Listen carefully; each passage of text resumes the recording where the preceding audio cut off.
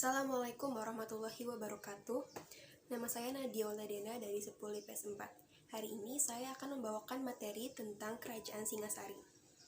Kerajaan Singasari adalah kerajaan yang bercorak Hindu-Buddha yang terletak di dekat Kota Malang, Jawa Timur.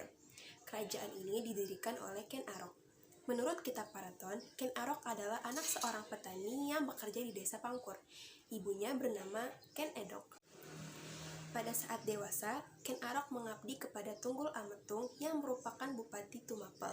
Pada saat itu, Tumapel adalah daerah kekuasaan Kerajaan Kediri. Namun, Ken Arok menyukai Ken Dedes, yaitu istri Tunggul Ametung. Akhirnya, dia membunuh Tunggul Ametung dan menjadikan Ken Dedes sebagai istrinya. Pada tahun 1222, dia melakukan penyerangan ke Kerajaan Kediri atas dukungan para pendeta. Maka berdirilah Kerajaan Singasari dan Ken Arok sebagai raja pertamanya. Dia bergelar sebagai Sri Rangga Rajasa Sri Amurwabumi. Dia memerintah selama 5 tahun sebelum dibunuh oleh Anusapati, yaitu putra dari Ken Dedes dan Tunggul Ametung. Anusapati memerintah selama 21 tahun. Namun, dalam masa pemerintahannya, dia belum memberikan perkembangan yang berarti kepada Kerajaan Singasari. Setelah 21 tahun lamanya memerintah, Anusapati dibunuh oleh putra Ken Arok dan Ken Umang, yaitu Tohjoyo. Akhirnya, Tohjoyo menjadi raja ketiga dari Kerajaan Singasari. Namun, kekuasaannya tidak berlangsung lama karena setelahnya dia dibunuh oleh Rongguwuni yang merupakan putra dari Anusapati. Rongguwuni dibantu oleh Mahesa Cempaka membunuh Tohjoyo.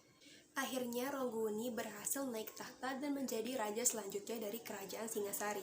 Dia pun bergelar Sri Jaya Wisnuwardana dan didampingi oleh Mahesa Cempaka sebagai Ratu Anggabaya dan bergelar Narasimhamurti. Dalam kekuasaan keduanya, Kerajaan Singasari berada dalam keadaan yang aman dan tentram. Rakyatnya juga hidup dalam keadaan yang makmur. Namun sayangnya, pada tahun 1268, Rongguwuni meninggal dunia, diikuti dengan Mahesa Cempaka tak lama setelahnya. Pada tahun yang sama, putra dari Rongguwuni, yaitu Kertanegara, naik sebagai raja. Dia bergelar Sri Maharaja Diraja Kertanegara.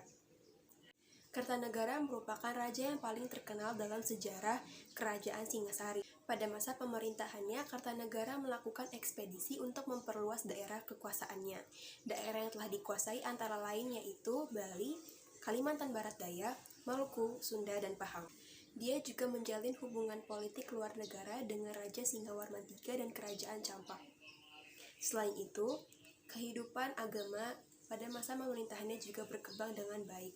Bahkan terjadi sinkretisme dalam agama Hindu dan Buddha menjadi Shiva Buddha. Sebagai contoh, berkembangnya aliran Tantra Jaya. Kertanegara sendiri adalah penganut aliran Tantra Jaya. Karena seringnya dia mengirim pasukan untuk melakukan ekspedisi, akhirnya Kerajaan Singasari berada dalam keadaan yang kosong pada saat itu. Keadaan ini dimanfaatkan oleh Jayakatwang yang merupakan penguasa Kediri.